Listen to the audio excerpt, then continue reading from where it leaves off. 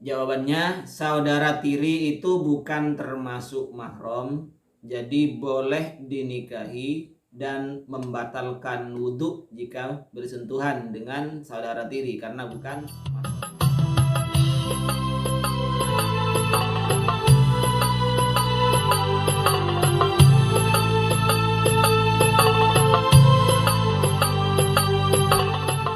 Assalamualaikum warahmatullahi wabarakatuh.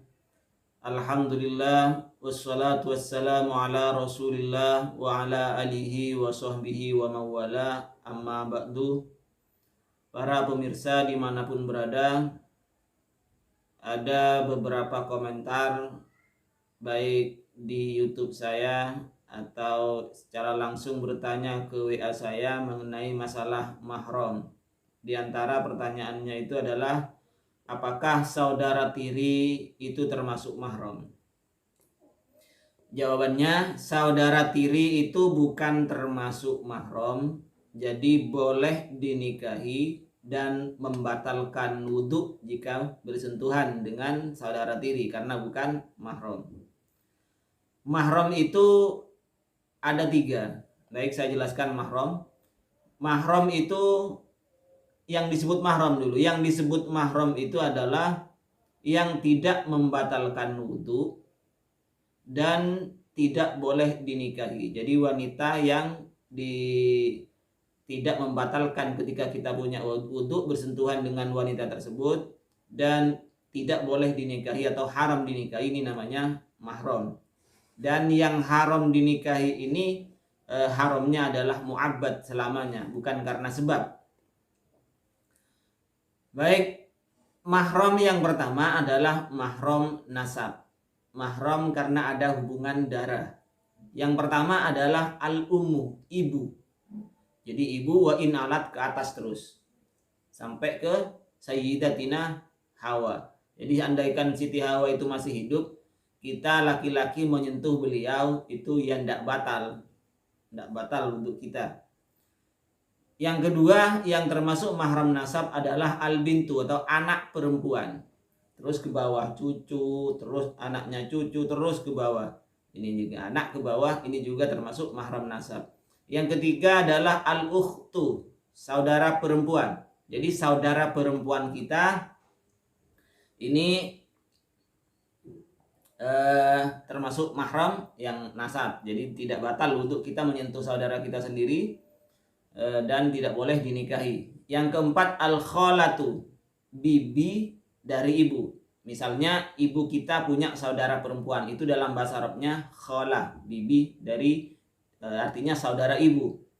Baik itu hakikotan secara hakikoh au biwasitotin atau dengan wasitoh.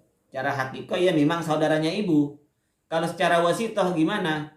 Misalnya kakholatil abi awil ummi, sebagaimana bibinya ayah atau bibinya ibu.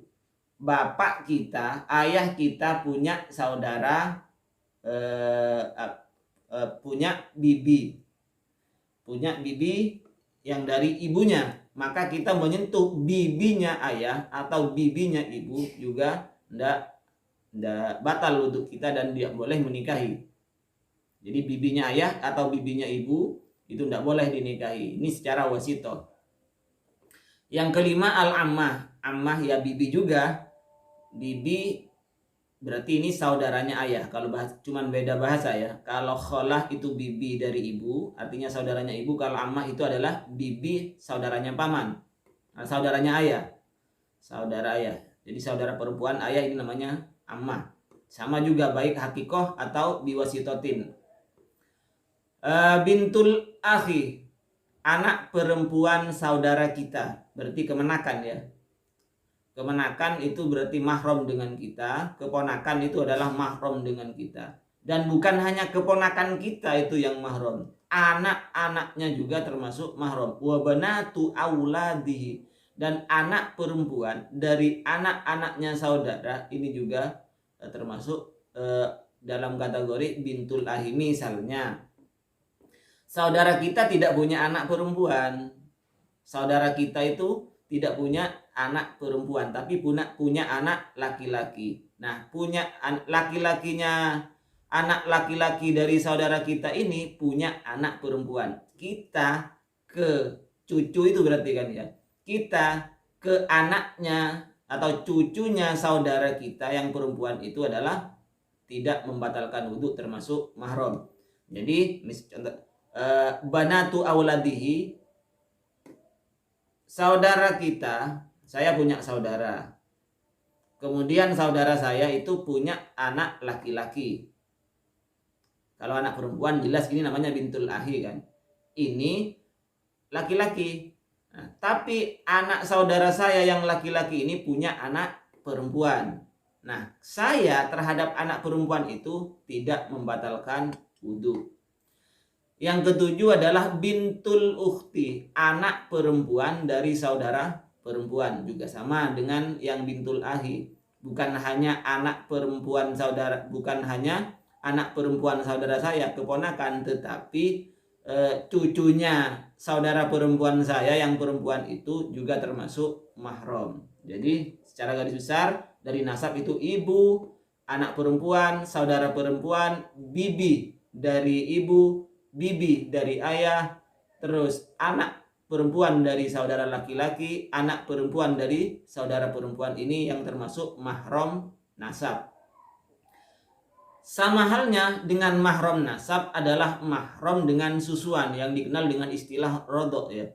Dan susuan, misalnya saya menyusu terhadap Zainab, maka Zainab otomatis menjadi ibu saya.